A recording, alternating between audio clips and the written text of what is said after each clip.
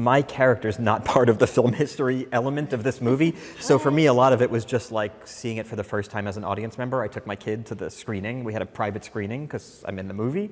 And my kid was laughing at all of the great silly things. And I had the kind of that pretentious adult laugh, I see what they're doing. You know, when I saw references to Buster Keaton, Charlie Chaplin, et cetera, and kind of like appreciated them as an adult, appreciating very sophisticated kind of allusions to old Hollywood. Totally. I mean, I had the time of my life doing this. It felt like winning the lottery.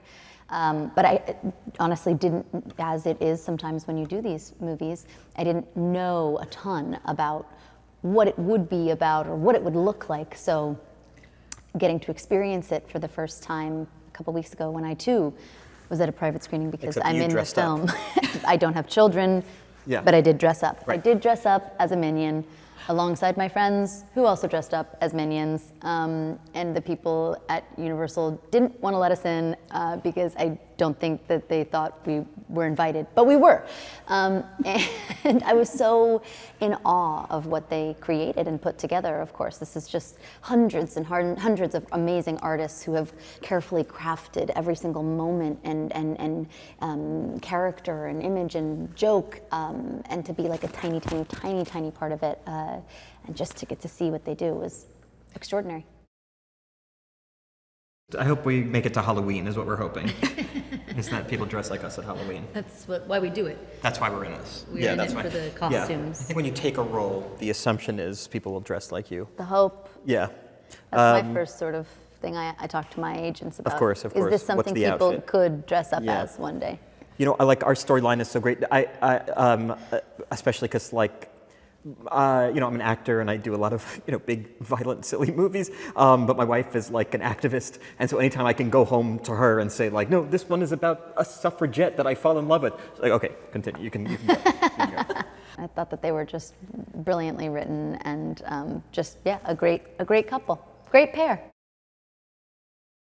Certainly for me, yeah. Me too, definitely. It was a great relief. You know, the weird thing with this kind of thing is that you record it in a bubble, you're recording it isolated, and so, you know, you can't really have an effect on the other person because you're recording in such an isolated way. But when they told me it was Zoey, I was like, oh, it's amazing, it's perfect, she's so wonderful, and I could immediately imagine the storyline in my head more vividly. Yeah, I was just a little bit sad that I didn't get to act with Jesse because I just adore him and love acting with him, working with him. I couldn't believe what I was looking at. I couldn't believe that these scenes were like so visually rich with jokes that, you know, were you to watch the movie 20 times, you'd start finding stuff. I only saw the movie once. I'm seeing it tomorrow again for the second time, but I feel like I could watch it 100 times because like, it's just one of these things, especially because you're not on set for a movie like this, that when you're watching, you're just like, I just can't conceive of how this was made. My first reaction was like, though of course this is a big studio movie, I was like, this is an experimental, eccentric kind of, I was like, this is unlike any animated movie I've ever seen, and certainly unlike of this genre. And I think the feeling I had, based in absolutely zero fact or information, is that these artists were given a little bit more kind of freedom to explore what's really like deep in them. They're one of their deepest core loves is cinema, and to like pay homage to it in this, like I said, slightly experimental way, while also still landing all these markers of what kids want to see in an animated movie, adults want to see in an animated movie, but also what's, I don't know, personal. Like it's like it's very different in an inspiring way to me.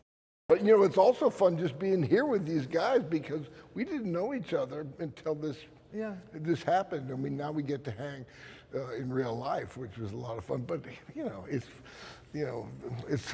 play basically what we're up to. You have to just you have to be okay with making a fool of yourself. Just making crazy sounds and voices, and you do it in a room. Most of the time I was on Zoom with Pierre, Coffin, the director, and nowhere near these guys, and just doing in my own bubble, doing my work, and then seeing it all together the other day was amazing. And then knowing I was going to be here with these two today, it was just, it's so weird to have done a movie and just be meeting them for the first time. I play a crazy monster in the movie, and I run around. It's less old Hollywood. He's more confused of what time he's in, and and just wants to eat minions. He's Understandable. He's a shell collector too. A shell collector too. I said the shell bra. I wanted to wear it to the premiere, but my daughter was not happy about that. Well, I haven't worked with any twins. I've worked with two brothers, directors, the Coen brothers.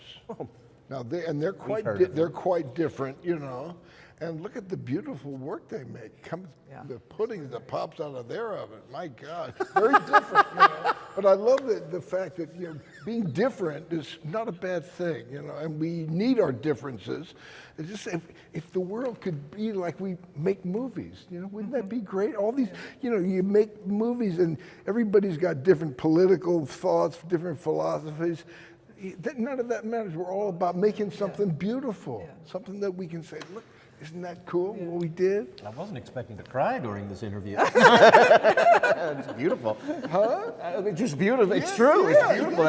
It's sad when you realize, like, can't we just all make something creative together? Wouldn't that just work? Right? I love playing. I was telling them it was basically my mother on steroids a little bit. But I love doing voice work. I love working with Pierre Coffin, who would be on a Zoom with me, and I would do each line, you know, 10 different ways, and it was just, it was thrilling. And sometimes I'd get to throw some ad libs in, which was fun. But I really enjoy this work, not for the least reason being, did that make sense? Not for the least reason being going in your sweatpants and just being crazy. It's so much fun. You should be a tour guide. You should do the voiceover for the Universal tour buses. I was in Secret Life of Pets, a couple of those movies, and Brian Lynch wrote those, and he wrote this with Pierre. Brian Lynch is an amazingly talented guy and has given me opportunities to be in these movies. My favorite part right now is going to Universal, like you just said. My voice is on the Secret Life of Pets ride, and I just take my kids there and just stare at them and hope that they'll Recognize you? Do they recognize it? They finally? Yeah, my daughter said something crazy. I'm a dog in Secret Life of Pets, and it's just the dog is just spinning on a wheel going, "Rah, rah." And she looked at me, she's 8, and she went, "Do you realize that all day long you're just like screaming in a room in California?" And I was like, yeah, that's crazy. That was the best. It was really the best. And also, I could do just about anything because this movie is literally a Minion movie, like literally, like a Minion, you know, a movie with Minions, but maybe a movie by a Minion, maybe. So I could do, because while writing it, I was writing it like very seriously, like saying like, no, we can't put the invention of sound was in that year, so we can't do that. And then we're talking about the economic crisis of 29, but we couldn't place it correctly, so we're stating like in 27 everything is going well, and then nothing is going to go wrong in a couple of years. So I could cheat with a timeline. I could do like a lot of reinterpretation of reality and history. That's why, you know, we start off the movie with this Muybridge horse running, which, well, a few know, but you know, the father of cinema is actually him, because and then we have like a Minion just photobombing the whole thing, and the idea of the whole movie is just to see how the Minions would photobomb like all the classics we know and love.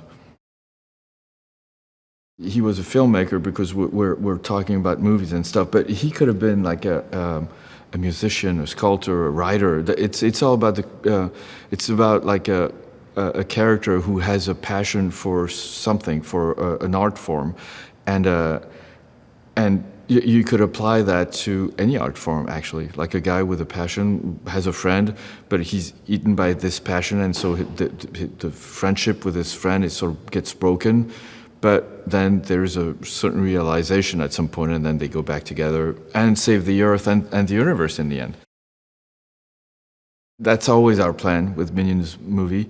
That's why we're hard on ourselves for 3 years. That's the time we're allowed, and I think it's the correct time to do things and redo them constantly for 3 years, because that's a secret. Like if something funny survives during those 3 years, then it has to be maybe funny.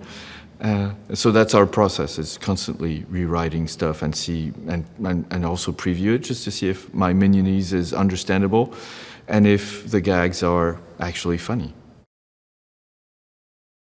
Everyone was so incredibly motivated, just I think because of the subject matter and the surprise of having Minions during that time period and during this golden era of Hollywood where you're not expecting to see the Minions sort of go through that period. So yeah, no, they were really, really kind and very generous with their talent.